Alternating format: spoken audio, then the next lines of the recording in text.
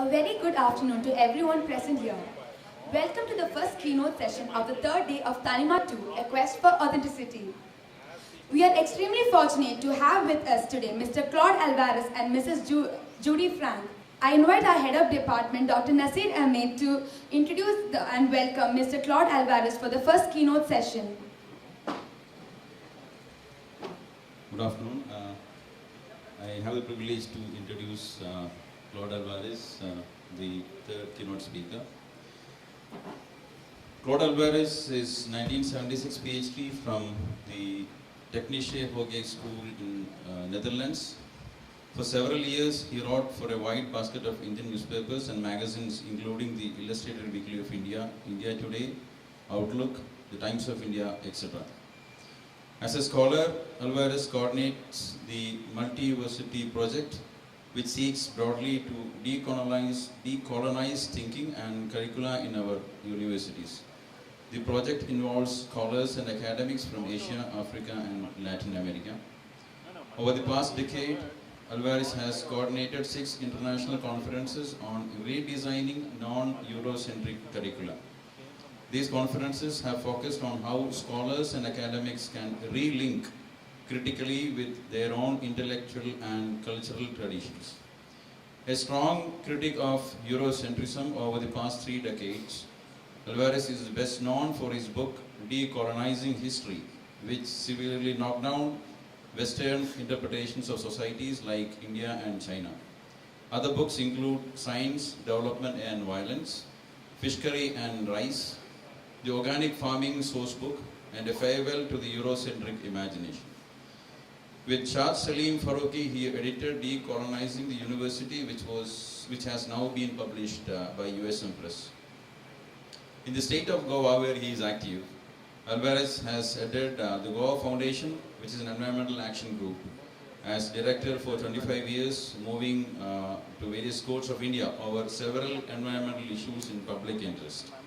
The foundation's most recent petition in Supreme Court led to the closure of Goa's entire mining industry.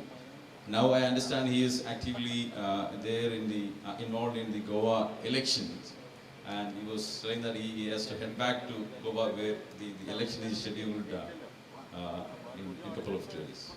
So I welcome you, sir, to the conference. Thank you. So I am sorry because I'm unable to accept this type of, podium. This is for Pope Francis, not for anybody who wants to talk, common sense with people. So, not that I don't agree with what Pope Francis says. He's a very good Pope, but I think that they are better kept at that particular distance. Now, anyway, I'm very nice to be here in the company of one of my revolutionary colleagues, K.B. Jinan, who is insisting on creating a lot of trouble everywhere in very well-organized, well-oiled institutions where people have been doing respectable work for many, many years, and now he comes and tells them that whatever they are doing is totally unacceptable, and we are now, going to be the target for new sources of revolution. So he insisted that I come here because normally, as I said, I was telling, don't attend conferences anymore, because conferences now are not really meant for exchanging any real information. It is to get, for students, it is to get 10 marks. And for professors and lecturers, it is to be able to get promotion. So that has become the main problem of conferences. So there's no point in getting, ordinary people like me involved in those type of pursuits, because we have got no connection with it at all. Now, most of my work in recent years has been in 2 areas. Though Jinan would object to that also. Basically, I work with organic farmers, and I also work with the entire group of people who are into homeschooling and unschooling. And it's a very large group and is growing every year. Every year we have a meeting. We have nothing less than 600 to 800 people coming. And these are all parents, and sometimes they are middle class parents, they are professionals, they are lower middle class parents or whatever it is. And they have taken the courageous decision to take their children out of school. because they don't want their children to be butchered anymore. Because they have come to the conclusion long ago that education institutions now are exercise in mass slaughter of human beings.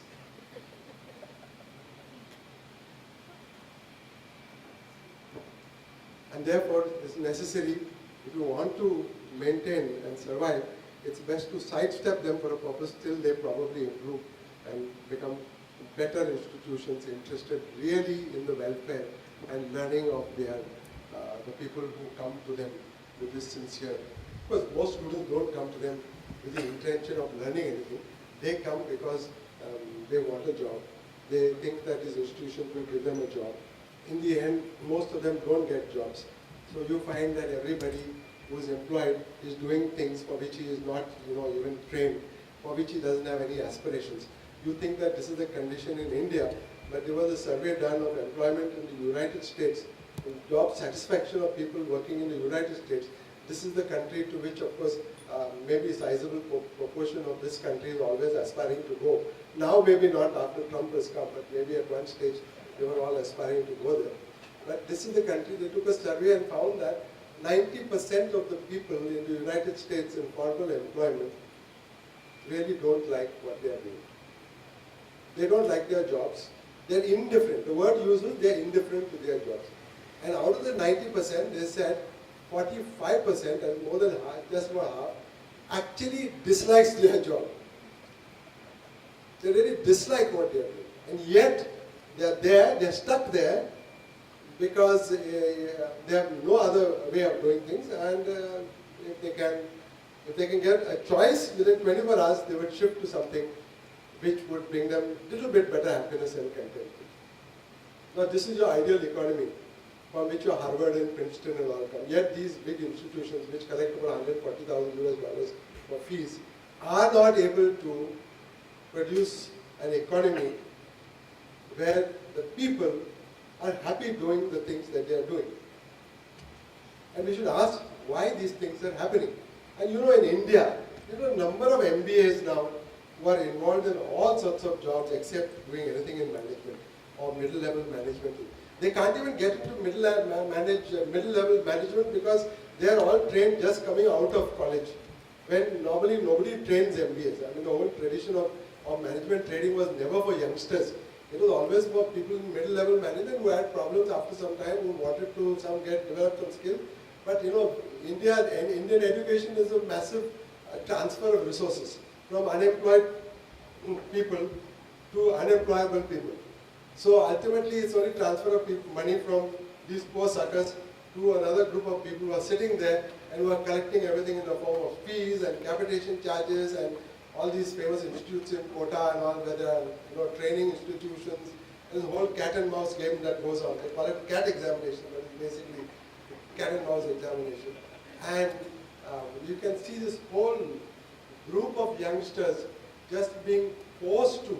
Many of them don't want to do it, but forced to by a whole mob of people who want their mutual destruction, which is basically their parents, then their uncles, their aunties, their neighborhoods, their grandfathers, and I don't know how many others. I've never seen in any human society this mob, this mafia of people who are willing to force people to do things that they don't want to do. You go right now conduct a survey in the IITs, Bombay or Chennai, and ask them how many of you really want to be here. You get some surprising answers. The last time I spoke in the IIT in Chennai, 4 fellows left the same evening. They left the university the same. I'm not wanting to do the same thing here because these professors won't invite me again.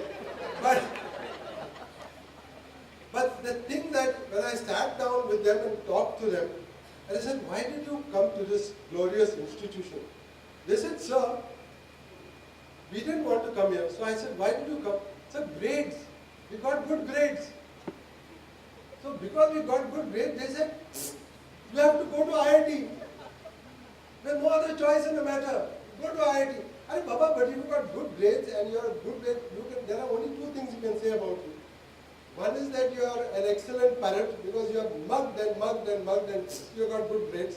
Because that's how people do. Kota is a big parrot exercise, and you can think of all the totas sitting there, bugging up everything, formula, this, that, and then going through these examinations and vomiting them out. You could also say that this guy, if he has good grades, he also could be a very good dancer. He could have been a very good singer. He could have been a very good healer. Not doctor, healer. He could have been, I don't know, any number of a million things that human beings can do. And he did not have gone into this.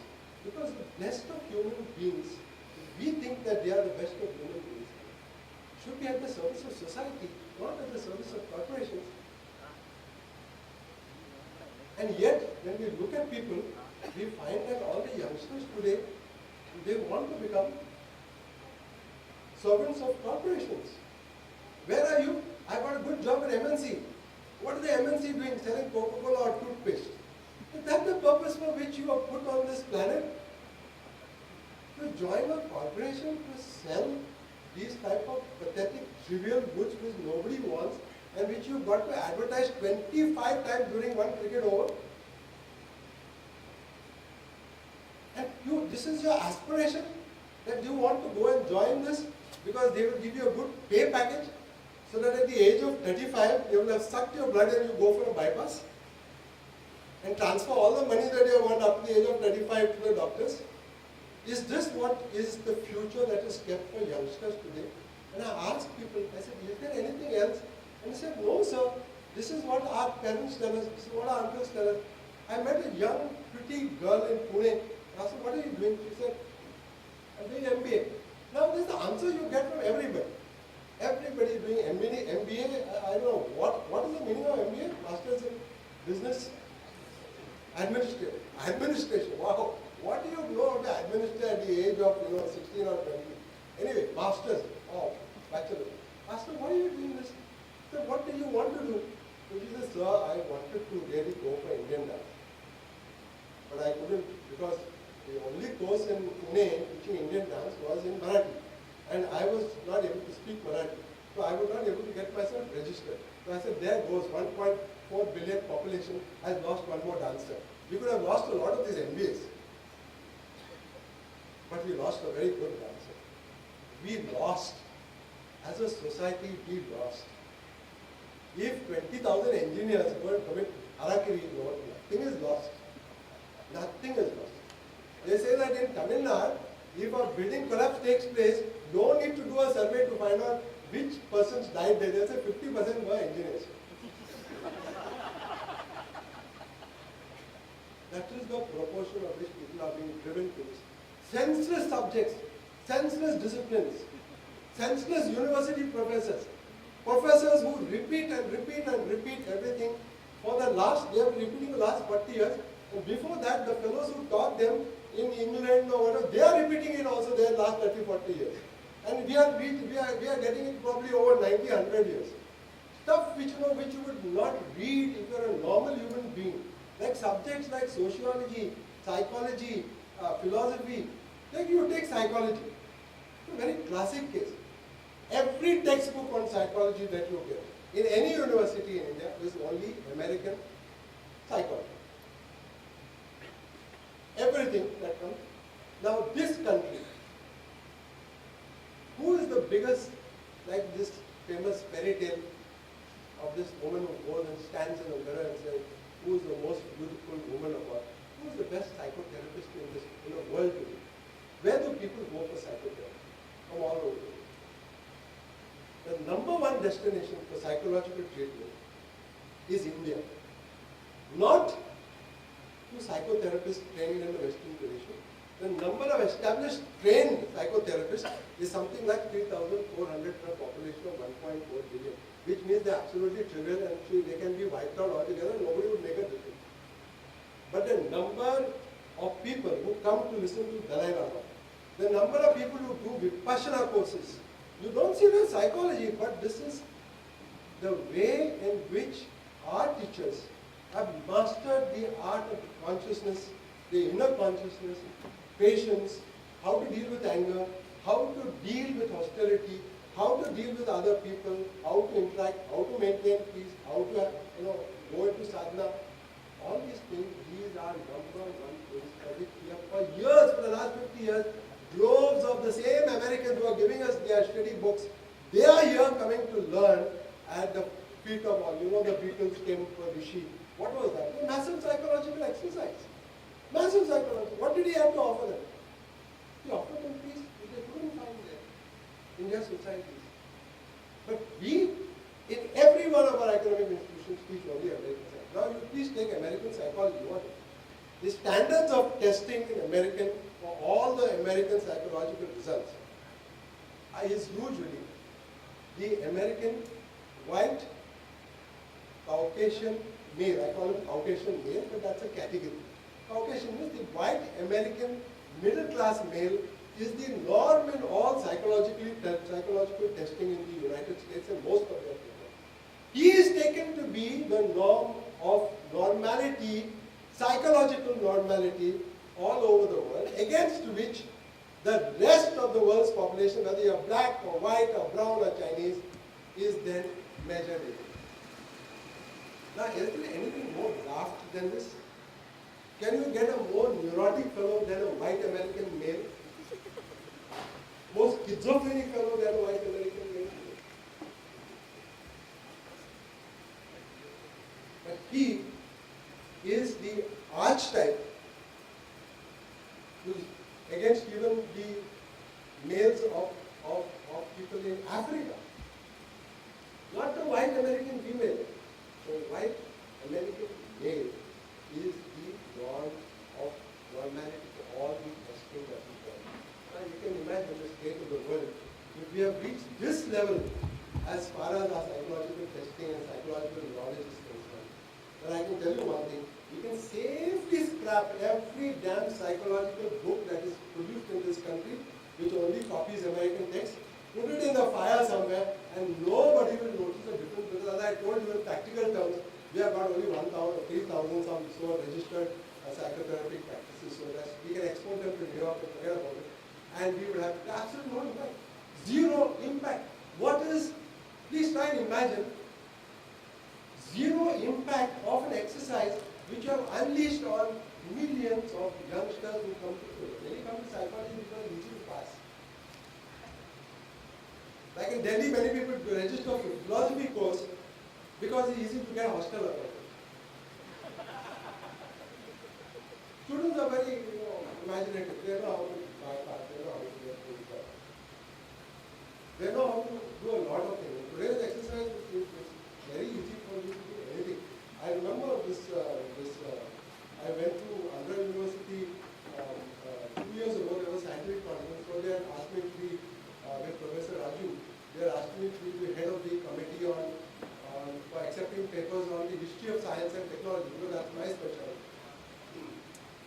So we were sitting in a room and waiting for the session to start, and youngster comes to one of the students comes and says, he submits a paper to me. Sir, please, I'm submitting my paper right now. He said, it's not possible for you to submit a paper just when the session is going to start. There is a regulation. You are supposed to have submitted it a couple of weeks before so that they could look at it and all that. So we can't. When he goes out, he brings his teacher, lady lecturer, and she starts pleading for it. And she said, see, this is the condition of these students. If they don't get the paper accepted, we will have to reduce 10 marks, and we'll have to do this, and that will affect his future, and etc. etc. So finally, I consulted with Professor Raju, and he said, take the paper. So I took the paper. So he said, just read me any sentence in the paper. So we took the paragraph 2, and he said, read it. So he opened his Google, not any other sentence, just ordinary Google. And you just type the full sentence as I was reading it, and click, it went directly to Wikipedia, entire article from Wikipedia, then submitted by him. Then when we asked the lecturer, she must have been a professor, she said, so what to do?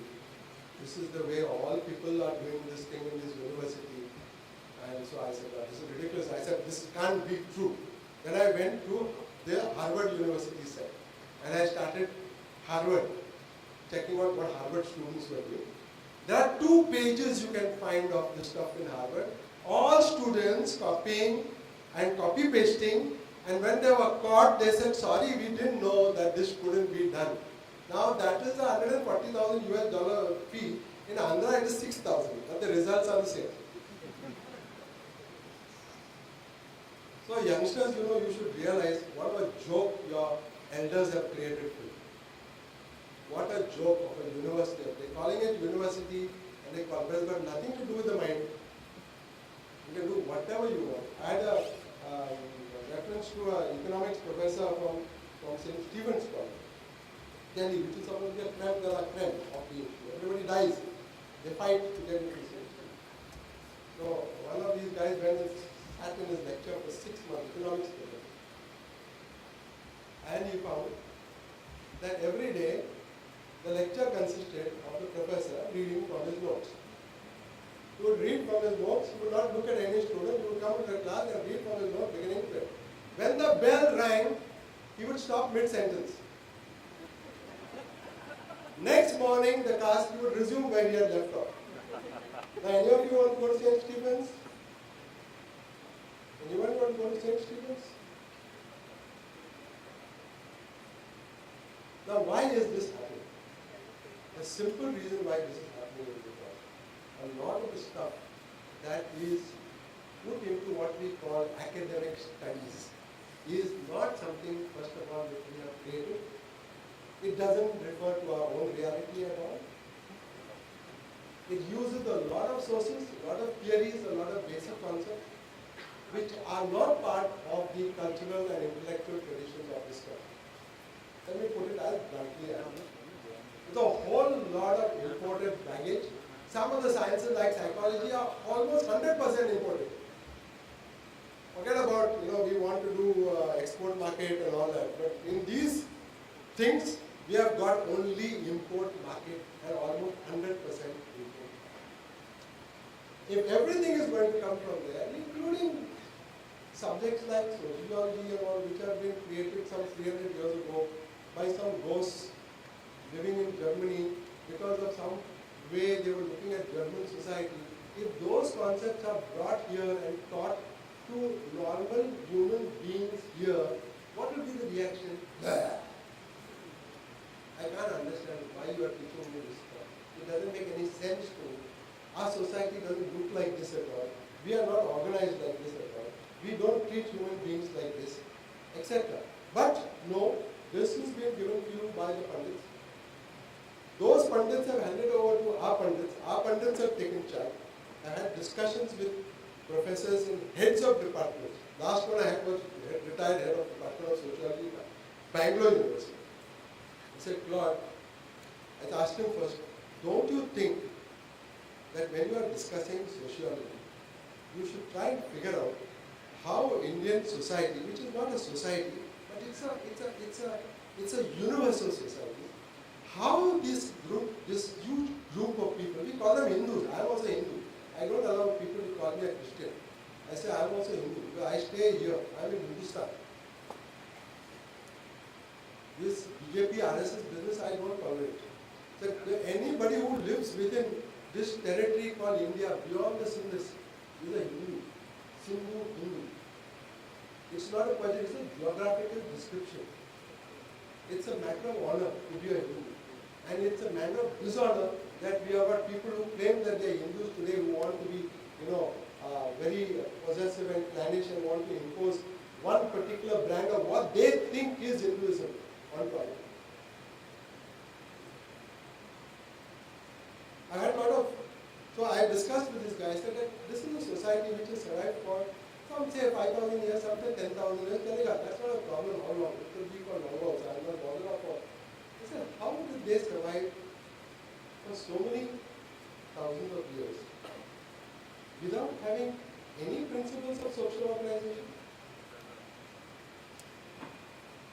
You think they all were a bunch of anarchists? All the societies were anarchists. They didn't have any principles, any values, any arrangements, any contracts by which they used to do things. Nothing at all. That you had to go to some German professor and go in and dig him up from his grave and bring him here. And he, poor fellow, actually wanted to sleep in peace, but you have brought him here to to trouble some more millions of youngsters here and say study sociology. I said, you couldn't find something here to develop a good, if you think we need a subject like sociology, don't you think that we should have at least done something with our own imagination? Then he tells me, you are talking like this. If I talk like this, they will say that I belong to RSS. Yesterday I was talking to someone in the car, and he said, sir, this, what you are saying, I am not able to accept very well because, suppose you say all this stuff is coming from the West to us, and suppose we start rejecting it all, there will be a big hole. So how do we jump over the hole? I said, Baba, India has never had a big hole. The only civilization that had a big hole was Europe, and that big hole was called the Dark Ages, and it went on for 10 centuries. Please note, it's in their own history books, not our history books. We had never had a Dark Age. Our Dark Age is beginning now because of the foolish things that we are doing. But they had officially recorded Dark Age of 10 centuries. When they said that there was not even any science taking place there, all of it was taking place in the neighboring countries of Islam. At that time when it was taking place in Islam, that time there was no conflict between the Islamic, between Allah and science. Why should there be a conflict today? At that time there was no conflict. For so many years Islam and science flourished, both of them flourished together. So why there should be anything today? And why should we teach our children today that there is a conflict between religion and science? See, it's against all our known ways of looking at history, but if you look at the West, a hole, a big hole. So I said, how do we look at our history? I said, simple. I said, look what we have done for so many years. You take at your mathematics. I said, well, mathematics has come from Greece. How many of you think that mathematics has come from Greece and Rome? How many? Put up your hands. Nobody believes this. I am reminded, I won't tell you all these jokes. I don't know how some of these jokes will be. Anyway, many of these, so-called people who have come through Western institutions, they sincerely believe that mathematics came from Rome and Greece. So I'll just ask you one question. What kind of fractions can you do with Roman numerals? What can you do? From beyond 40, even counting after 40, what can you do? And what was their way of computing abacus? Do you know where the abacus is today? In the museum. And do you know how we are functioning today with calculus? Who created the calculus? Aryabhata. They are not even a Brahmin. The calculus goes from the Kerala School of Mathematics to Europe. Greek. I said, Euclid. I said, who has seen Euclid? So my friend C.K. Raju, who is a top world mathematician, actually he is so good at his mathematics that he holds that Einstein himself did not know mathematics. And as proof, he says, he was given I think in 2011, he was given the Galilei Prize in Hungary for correcting an error in an equation in the special theory of relativity of Einstein. You put there, C.K. Raju on the net and see what he got the prize.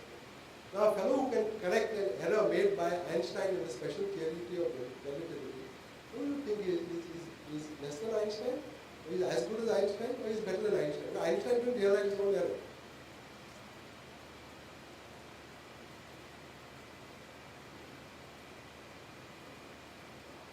We have got a whole diseased body of knowledge on which we are bringing up. And if you take, I have given challenges to people in physics, in mathematics, history, sociology, science, whatever. History is probably one of the, you could say, one of the redeeming cases right now, because they think that now we have replaced British history with, for example, Kerala history. They have reduced now. If you go to Kerala University, they are not teaching you really anymore. But the version of Kerala history that they teach you is still the parameters have been given by the right service. And we commit the error of continuing that because we will train the next generation of lecturers and they will continue this for longer. You should be careful of it. So I said that if you want to learn, if you want to really do mathematics, ask Professor Raju. I said that with differential equations, you can chart a path to the moon using computers. And computers anyway are, computing is an art which India is very well developed. So he said, yes, you don't need formal mathematics at all. Professor Raju is one of the few mathematicians who says that if anybody tries to teach you formal mathematics, run away from him as soon as possible. The entire body of mathematics which has been created, which has got no utility whatsoever in even practical application. But it's used by the Western university tradition. You say, mathematicians, we are the creme de la creme. You ask them how to plant some grass in the world. We are the creme de la creme because we work with formula. You say, do you understand the formula? They look like they understand. When you ask, who else understands this formula? They say, no, there are only 5 people in the world who understand this formula. Then what is the use of this type of information? It is only of use to 5 people. What if we put all those 5 people in the sea? Have we lost any useful knowledge here? Society is still functioning. You take Indian society, mathematics, you take the Ganit tradition. That is subdivision, subtraction, addition, multiplication. These are the 4 Ganitas. They were perfected in India. From here, they went to the Arab world. In the Arab world, there was a chap, they used to translate, all the Indian texts would be translated in the Arab world, and then they used to go to the West. There was a chap called Al-Khwarizmi. In the Arab world, everything is Al-Baruni, Al-This, that is their title. Al-Khwarizmi was the fellow who translated it. He called it Hisab al-Hind. This is the counting from India. Today, we have got the word algorithm. It's come from Khwarizmi. Because these Westerners can't pronounce any words. So Khwarizmi became algorithm. Now because it became the algorithm, now we think it's come from Greece. So if you know differential equations, you know all your Ganit traditions, you know your calculus and so on. So when is the question of any gap? The only gap, so-called gap which has been created is a chimerical gap called formal mathematics, which are of no use to anybody. Except for some printers who print some papers based on formal mathematics. Otherwise, there is no other employment for anybody else. You take any other tradition you want, whether it is history or whether psychology. Psychology, the Abhidharma tradition in psychology, that is the study of the consciousness in Buddhism, is probably more than 30 volumes. You can get a set only in this Tibetan Institute, Central Institute of Higher Learning in Ranchi. Now, how do you assess an intellectual culture which ignores its entire traditions, which are used even till today? Like, Vipassana, you want to go for Vipassana course, it's not that easy. You have to book 4, 5, 6 months in advance. Otherwise, you will not get a chance to. They provide therapy to thousands, and now they are opening up more and more centers. They are all based on this tradition. But in our universities, we just keep it out of it. We do it for everything. We do it for our sense of art and our sense of beauty. Every aesthetics, every book of aesthetics of ours. The word aesthetics, we don't use Saundaracharya. We think everything is come from the West, as though they are the only arbiters of beauty. And we don't have any idea. And it goes to such absurd lengths. The most beautiful women in the world, according to me, are Indian women. So why do you use white women for marketing some dresses around your walls and all that? How much more degraded can you get? These people left 60 years ago. And you still think that we want to be, compared to them? Shouldn't you youngsters go with a can of black paint and paint all those things? Because it's not possible. You will continue to be living like this under a cloud of some other civilization unless you do something drastic about it. You take a history of ethics. I was doing some work on this, the history of ethics. Open the history of ethics book. It's written by somebody in England. When you look at it, it's all history of Western ethics. Arey Baba, Chinese have no ethical tradition. Africans have no ethical tradition. Indians have no ethical tradition. All are written only by the only ethical tradition that is the best. And that ethical tradition, I've studied it, it's completely bogus because they have still not been able to solve the problem of what to do with the ethical tradition when they stop believing in God. We have dharma, but they will not include. And our people also, teaching a course of ethics, do nothing. You go to geography. You say geography at least, Arey Baba, you will study what is given in this country. But I had a geography teacher who came to my conference and she said, Claude, I am ashamed to tell you that I went to do a research of what would be the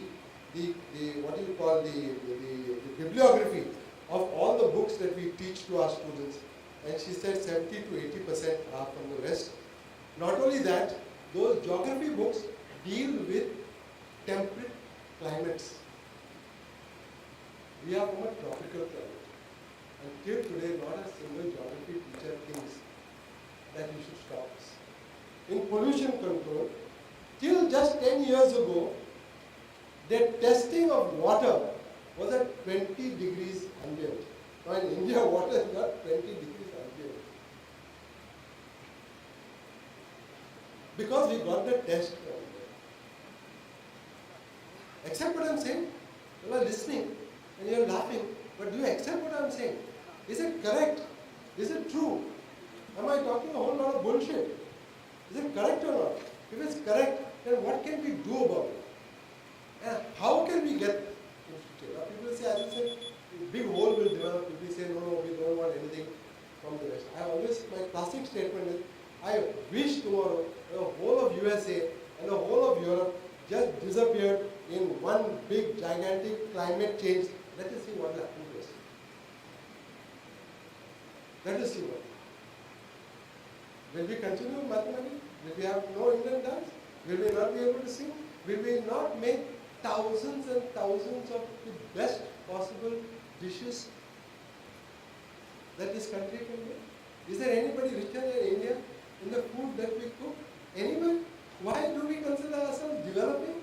When there is not a single person in any part of the world who can match what people can do in this country, north, south, east, west, variety, vegetarian, non-vegetarian, bhaji, coconut, tomato, chili, without chili, no, what do you want?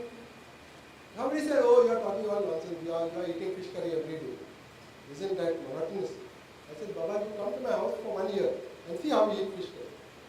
One day it will be with coconut, one day it will be without coconut, one day it will be with tomato, one day it will look purple, we have used coconut, one day we will use yellow, so it will be turmeric, so it will be known as kaldi, one day it will be known as masala, one day something. There is never any kitchen in which the same thing is produced every day, even if the basic ingredients are same. That's how music was. Structure is the same. We innovate on it as much as we do. So we are a self-sufficient civilization. And we have mastered all the techniques of living together because from people who don't want anything to do with any written literature at all, like the tribal populations and so on. So very sophisticated fellows who can do all types of mathematics. We have everybody here. We really don't need anybody. We can solve all the basic problems that we want ourselves. We don't need any foreign bodies. But we have to get rid of all the stuff that has been brought and put into our heads.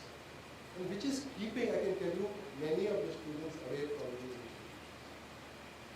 Some of you, despite the great pain that you suffer, come to this institute.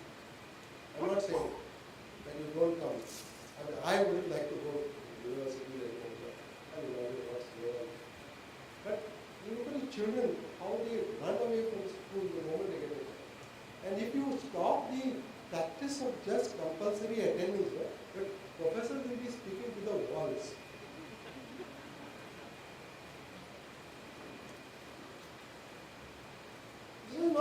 problem of India. In MIT last year, there was a big discussion in MIT because they are tenured professors. Tenured professors. You know, their names are so great that when they are put on the board, the whole university comes to hear them. The tenured professors were not getting more than 20 students. So they had a big seminar to discuss how to attract the students back into the classroom. That what new type of gulab jam to put so that these flies would come back again. Now all youngsters like this are today very well aware that if you want the latest in a particular field, the last person you should go to is to your professor. You go to your net, you will get it what happened yesterday. And WhatsApp you will get it half an hour ago. So why go to the university? Bypass. Bypass is a normal surgical, strike for people who is having problem with their heart. So problem with the institution, bypass and go. I tell all youngsters, go to the class and sit there and say, do all the texting you want, no problem. Then go and download everything like the Harvard University students are doing, because if they are paying $140,000 and they have got the right to it, only you also have got the right. Do it. Nobody reads. My son was doing his MSc. He came to me and said, Dada, what this? I went to my class and my professor shouted at me. So he said, we were discussing snakes. My son is a snake catcher.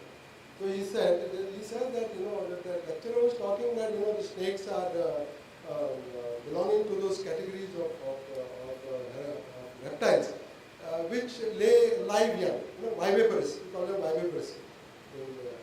There are oviparous and viviparous. Some snakes lay eggs, some snakes lay directly. So he said that this is wrong. It's not possible. Because he's snake catcher. He knows from experience. So he told the professor there.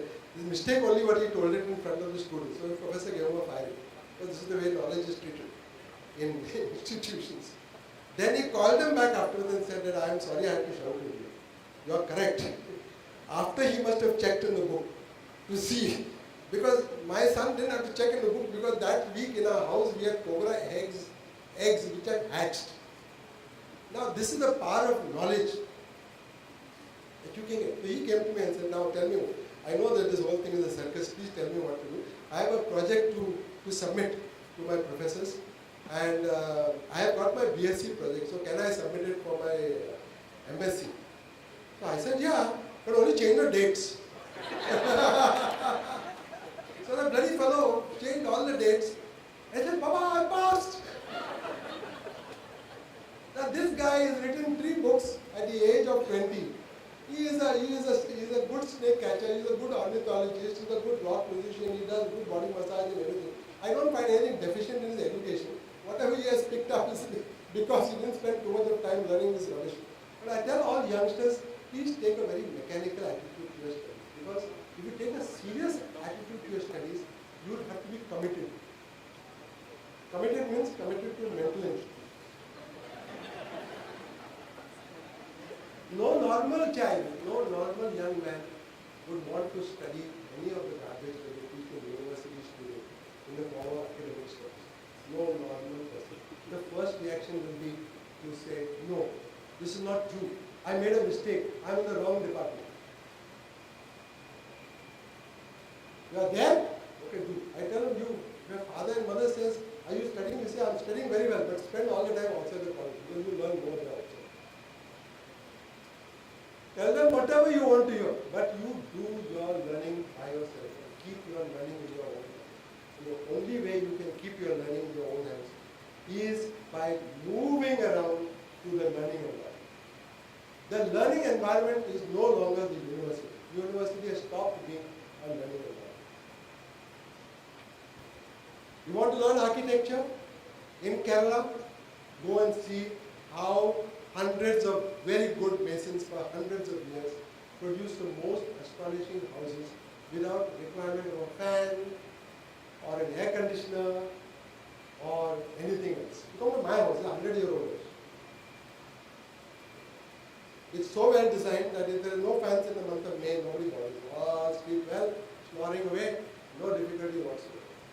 But you want to suffer Then you go to an architectural building designed by modern architects.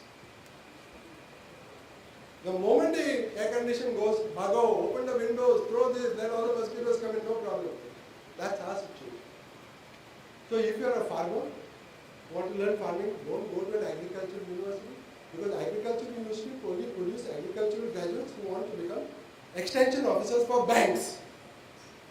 They don't want to touch mud.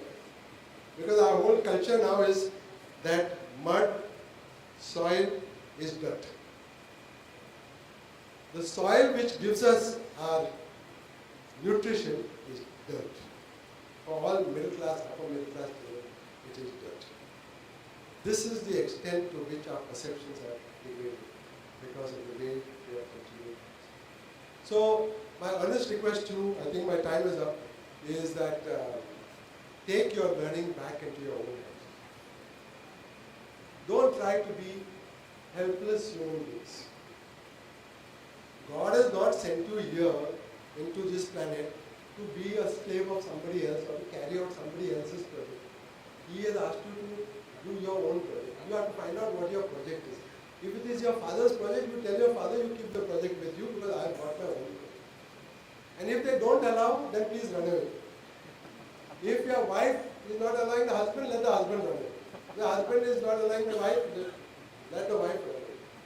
But use only one life that you have, maximum 70 years, maybe less now with climate change. And with Trump it may be even more less, even less. But if you wasted away in educational institutions and not in learning, you will lose.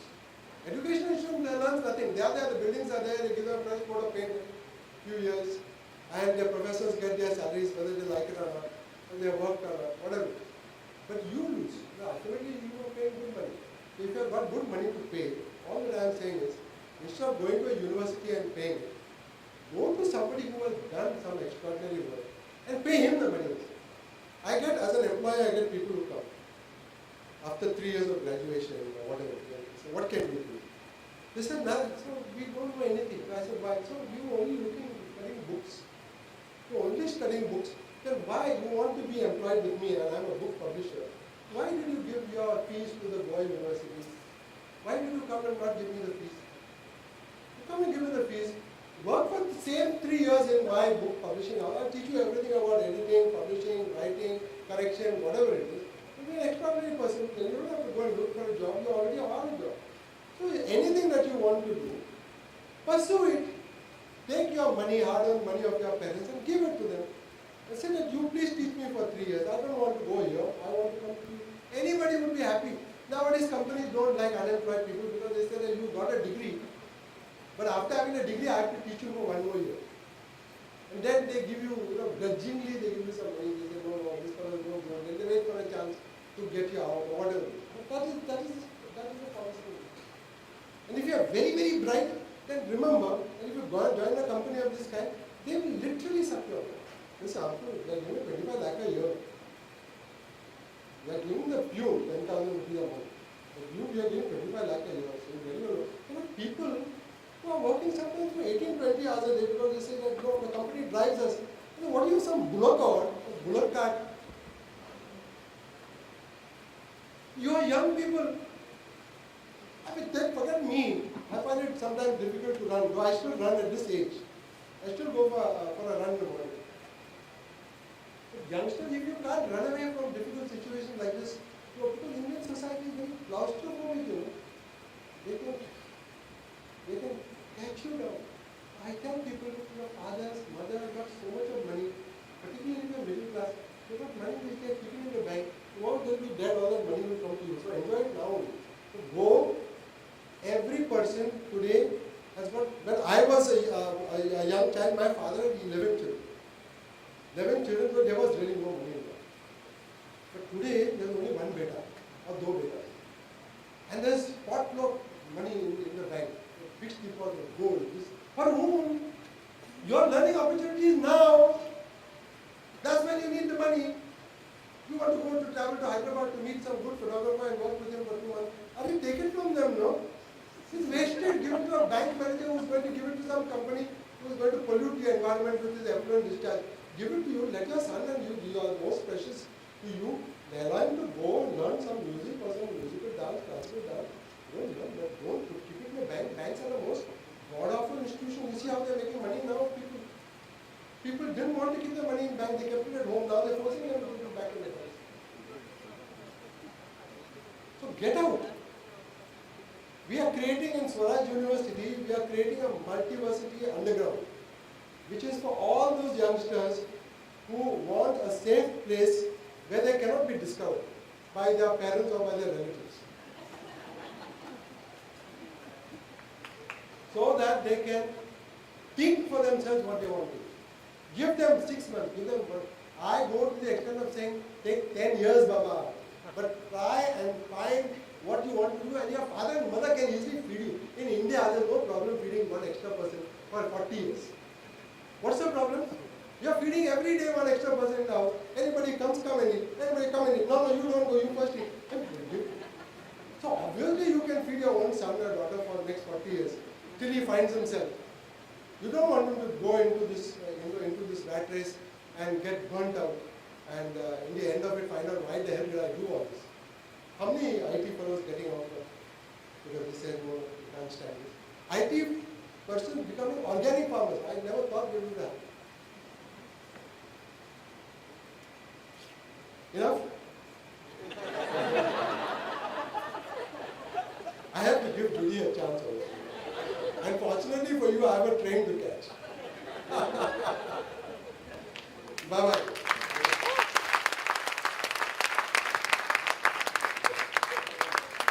We now have an open floor for a question and answer session. Oh my God, what's it? I've interviewed with someone. You're not young, you're one of the faculty. Yes. I find that only faculty people ask questions for whatever reason. This decision, you have been speaking about what all India holds for its youngsters or emerging youngsters. But why did you do your PhD abroad? Was it a conscious decision? You can say that I just picked up a PhD. I went to visit my sister in France. I'm just giving you details so that it sounds authentic. Jinan is very worried about authenticity. I went to visit my sister after I registered for a PhD at Delhi University after Master's Chatham. Then my sister said, come to the Paris, so I went there. And then I went to see some of my friends in Holland. So they said, why are you going back? You come and do your PhD here. So I said, okay, I'll do my PhD, but I got no money. They said, we give you a fellowship also. So they gave me a fellowship, and they gave me, I got a PhD. I wrote my PhD in 4 months, came back to India. The writing of the PhD thesis was 4 months. Decolonizing history, which has been studying for the last 40 years, was written in 4 months. I began in June and completed it 4 months later. So they had to give me a PhD, though the thesis was written in a Western university and was against the entire Western university tradition. There couldn't be anything. This smart rascal. We have fed him also, and now he is, Can you give us a few ideas about how to break this existing narrative of what is Indian culture, this is Indian tradition, this is Indian ethics, this is Indian morality? What can be a few ideas or a possible hypothetical roadmap to break this fake existing definitions? No, I'm not saying that the other definitions don't exist. No, what is a way? You see, because the media, you tend to think that the ones that are now being pushed around are the predominant ones. And they are the ones that should, they are taking the attention of the public. But I have always been a person who thinks that the world is just not, in that sense, black and white. If you look at a large number of people, for example, if you just take a simple, how many people eat McDonald's and how many people eat Indian food? You cannot compare. But somebody will say, India has got McDonald's, and so McDonald's will become a big discussion, they will come in the newspaper, they'll put an ad, then you think that, Americans are coming to India and so on. But what is the bulk of the population basically still will refuse to eat McDonald's food? And similarly, bulk of the population refuses to accept the predominant notions of Hindu society that are being pushed today by RSS and by BJP. And I'm a good friend of RSS. I've inaugurated RSS convention. But I go there, my friends criticize me. I said I go there because I can at least tell them what they're doing wrong. Otherwise nobody tells them. Nobody tells them. So they go on with their own, now they change their khaki shorts to skirts and all that. That's a good idea. But it's a minority view. It's still a minority view. And the bulk of the Hindus, and I'm saying Hindus means including everybody, just do not disagree with them at all. And there's a very large group of Hindus. I mean, the 3 professors who got killed, for example, in Maharashtra, were all Hindus. They were all very strong Hindus. Gandhi also was a Hindu. They are practicing Hindus. So there are people, the problem is you've given to this at some stage. And those who are really the real Hindus, real Hindu means in the sense of living in this country and following the traditions of this country. And what are the traditions you would say? For example, feeding people. We have got this crazy habit of feeding people. Do you think it's unusual? If you think, go to Europe and go to anybody's house at 1 o'clock. Except if it is Spain or maybe Portugal or maybe Italy. Those are the 3 countries which are Latin. But you go to Holland, you go to France, you go to Germany, you go at 1 o'clock. They will not eat till you leave. They will not leave. I was studying as a student in Amsterdam. So I used to call up all my friends and I'd come home for a meal in the evening.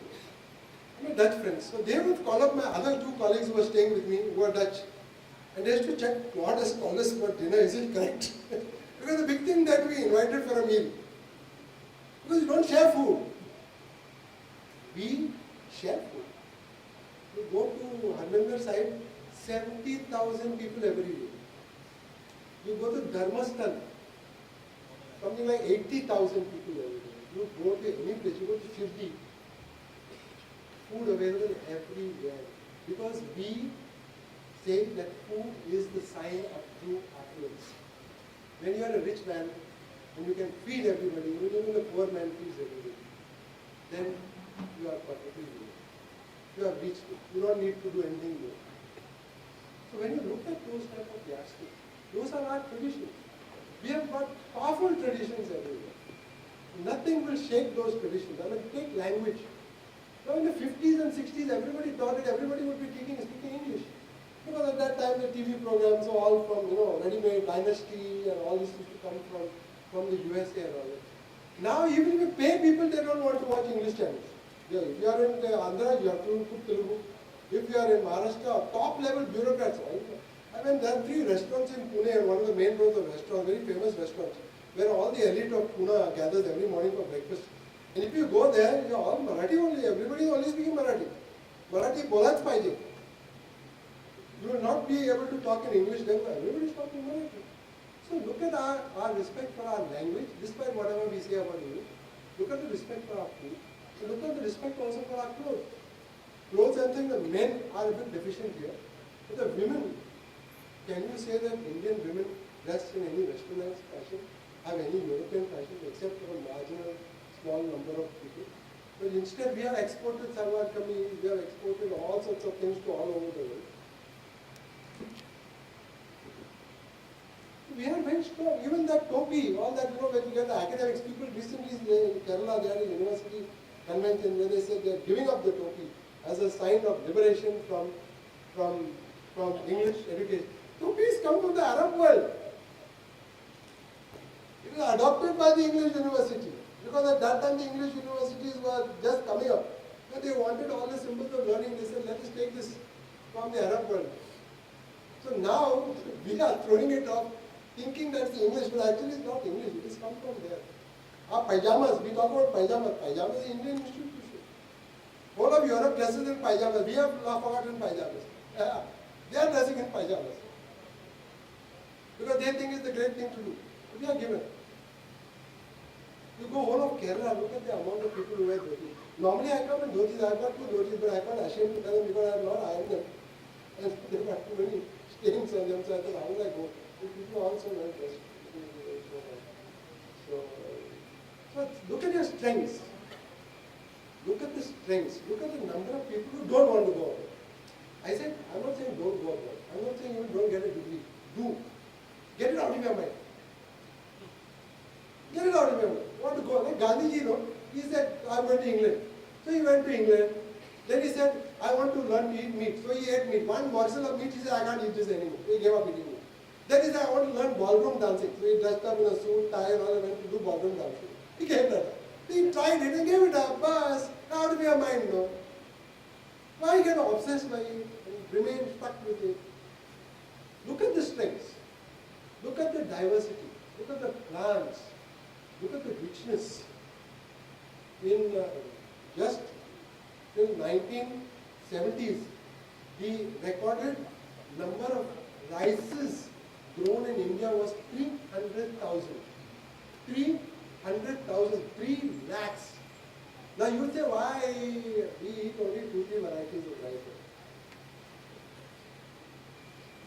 These varieties were not created by International Rice Research Institute, Agriculture Department, nothing. All that the Central Rice Research Institute did, they went on and collected, and there were 62,000 varieties in their institute. Till today, 62,000 varieties only created by peasants and tribals.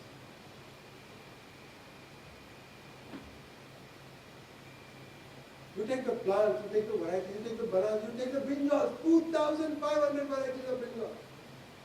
That's it. You don't appreciate it.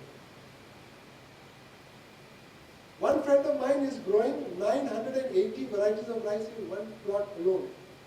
Here in Kerala, at Tanal, there is a group which has grown, I don't know what is the number of varieties of rice they have grown. It's become a multicolored field because they have grown red rices, black rices, purple rices, all which are available. Then they took a helicopter up and said, we have to show this to the world. They took a helicopter, took a photograph of it, and it really looks like a work of art.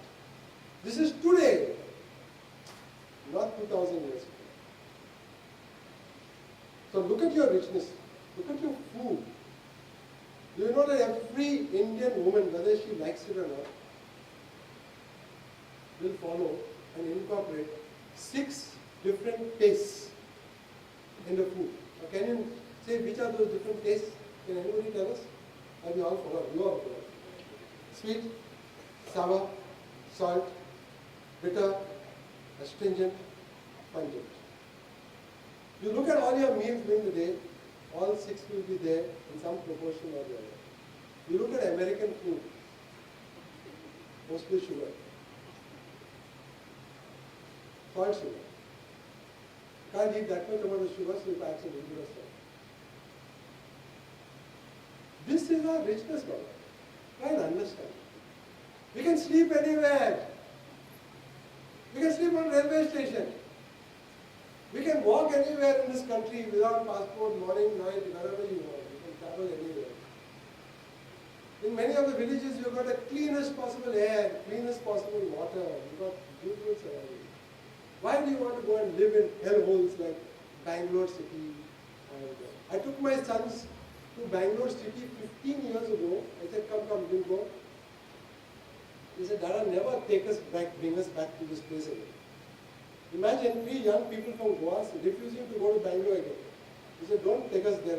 Totally polluted at that time. Now you imagine what the condition is now. Recently we took some farmers for an exhibition there at Bangalore, and we spent 2 hours going one way, 2 hours coming back. And the farmers were laughing all the time in the jeep, saying, what is these people are doing in this city? They are, for 2 hours they are spending this way, 2 hours they spend this way, and they are saying they are educated, they are running universities, they are running management institutions. Somebody had to laugh at them, and these farmers really found a good occasion to laugh. Laugh. Laugh for once and say, oh, this is the circus. But we are on the wrong side of the circus. We should be outside the circus, not part of it. Made to run drills like this, monkeys and this, and do this job and do that job, just to, be given some food so that we can survive. We should be outside. Now, like you are all outside now, you're laughing. But do it the rest of the time also. Yeah, any other? Any other question? Yeah, one question. We were talking about the text. Most of the things were generated from India, but we still have a Western text. The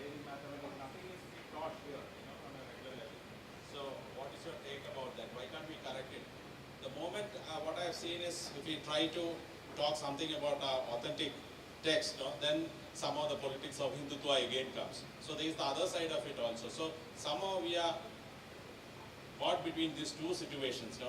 So how can we take away all the politics and we can be genuinely Indian even in our history, everything? Because Indian history also, it is actually given from the point of view of invasions.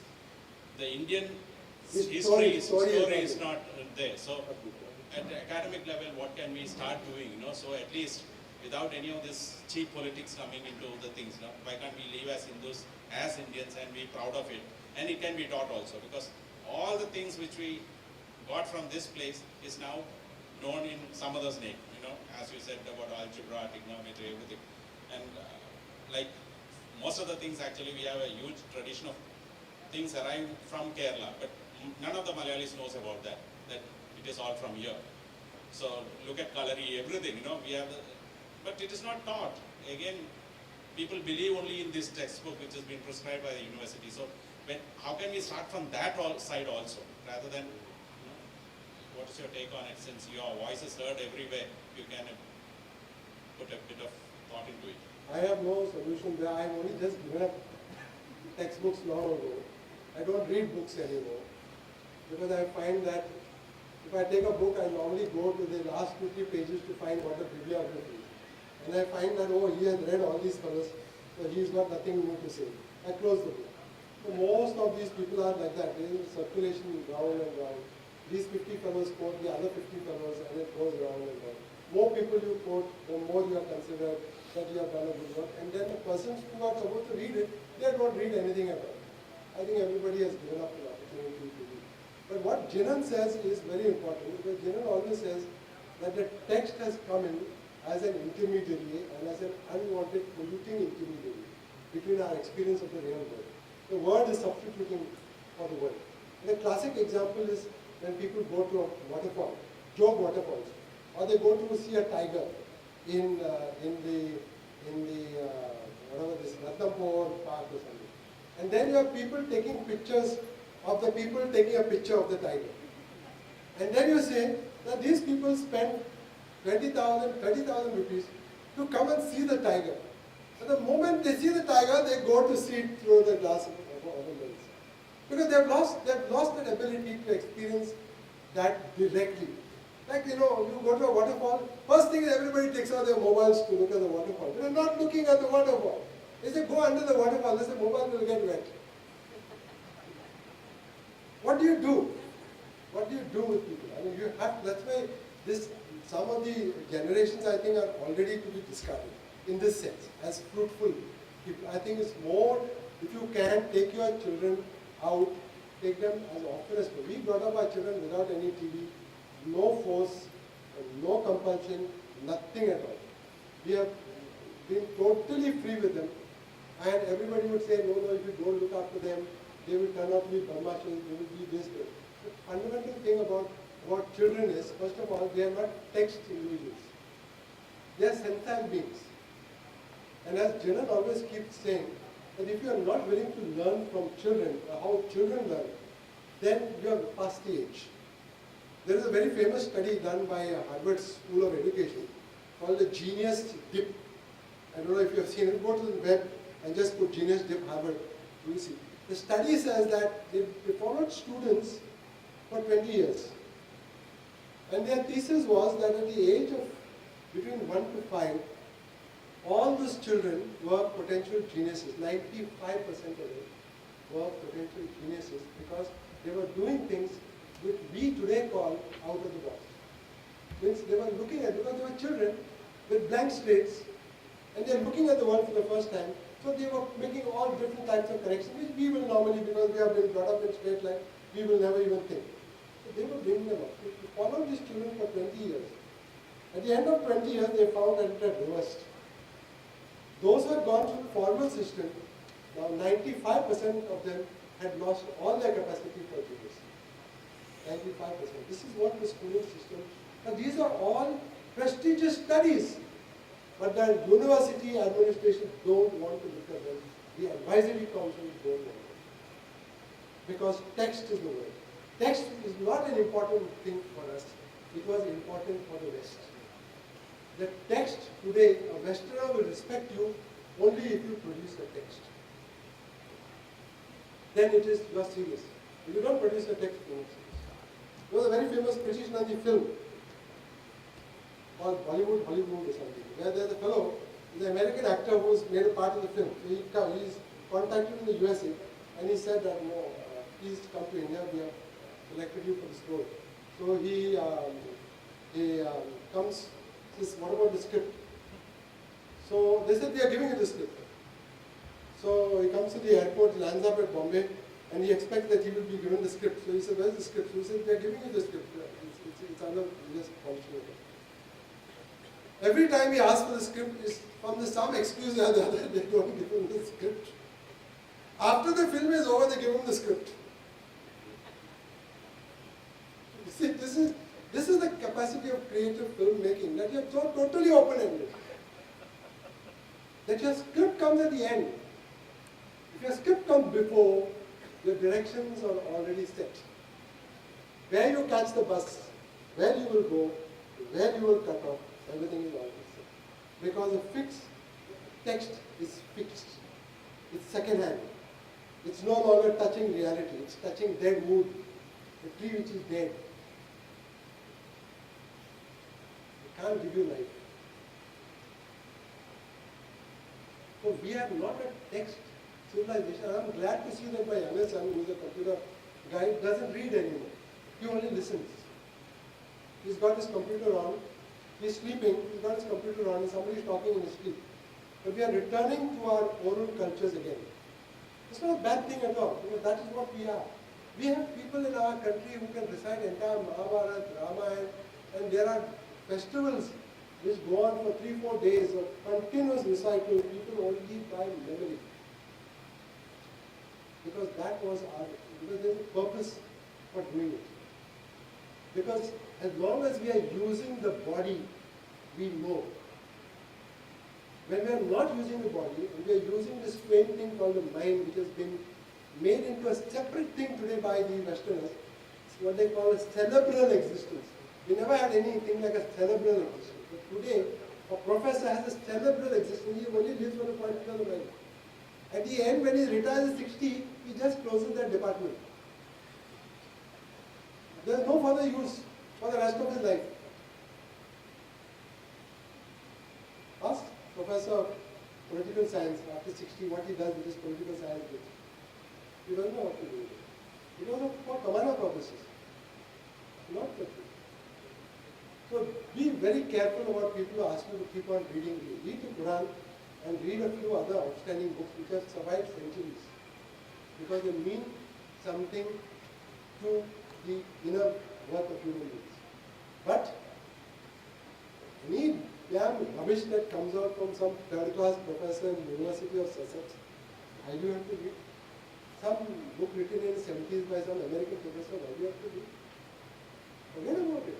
If you are worried about what to do, just buy a copy of the book, go into your compound and you burn the damn thing. You will find yourself liberated. Burn a few books of this type, which are real trash, which have no use to any human being, except, as I said, to the printers. And after they have no use, at least they form some food for the termites. But aside from that, they have no useful function. And build the books on what you know. I advocate people creating their textbooks at the end of the course, not at the beginning.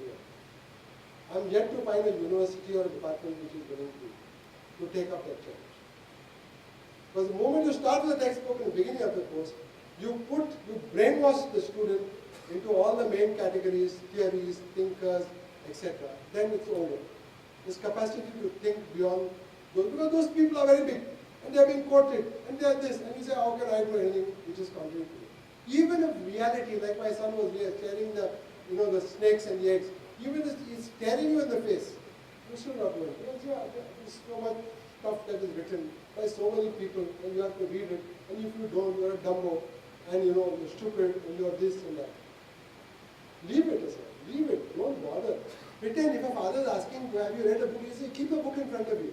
But do some thinking on your own. and do the things that bring you joy. That is one great indicator. That when you're doing something that you're doing with joy and with happiness, the absorption rate is 2000%. But if you're doing it like monotonously, like this TV ads, you got to do it 25 times a day. It still doesn't get into it. Because next day they are going to repeat it. And the next day they catch. Yes, I don't know whether I answered it. I'm famous for going off the interview. So, I think that's up to you now. Thank you, sir. I now request Jinanji, the kingpin behind the conference Tanima, to deliver the memento to Mr. Claude Alvarez as a token of our gratitude from the team Tanima. He is referring to kingpin. I said, what about the kingpin?